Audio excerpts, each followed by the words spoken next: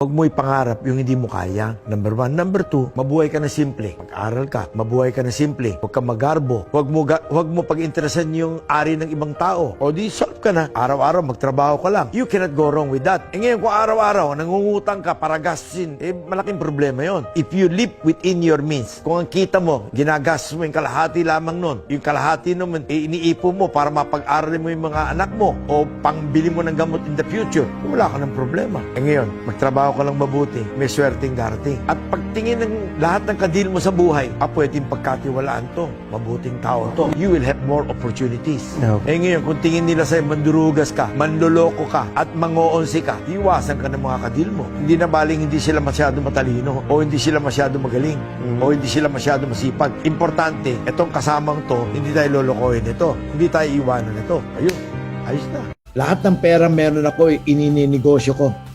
Lahat ng pera meron ako, ini-invest ko simula pa nung bata ako. I've never tried to keep money in the bank. Pero actually, may konti rin nakatago sa bangko, yung pangbili ng gamot at pang matrikula ng mga anak ko. Yun lang. Pero the rest of the money are being used to invest, to create opportunity, to create jobs, and to do many things for everybody.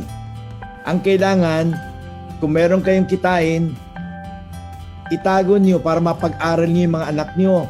Kailangan itago niyo yung pera para pangbili ng gamot pagka magkasakit kayo.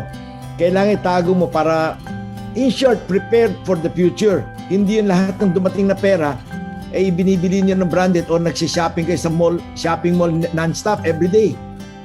Kumbaga, kailangan paghalagaan niyo yung mga kinikita niyo para you save it for the rainy days. Ang advice ko sa mga gusto magnegosyo, magsimula magnegosyo, identify anong negosyo papasukin mo. Get into something na walang masyadong kapital at kikita na kayo. Tulad ng services. Services. Ano yon? Kamukha ng warehousing. Kamukha ng mga personal storage facilities. O, di ba? O, kung gusto niyo naman magtayo ng mga food-related, yung mga parang portable cart, na dadalhin lamang yung card doon, bubuhatin lang, ibababa doon, yun na. Imbis na nagtatayo pa kayo ng kung ano-anong konkreto, kung ano-ano. Pag nalugi at yung lugar na hindi na-click, hindi mo na malilipat. Samantala yung kung mobile, isasakay mo lang uli yun. Lilipat mo sa ibang lugar. Click na. Kikita ka na.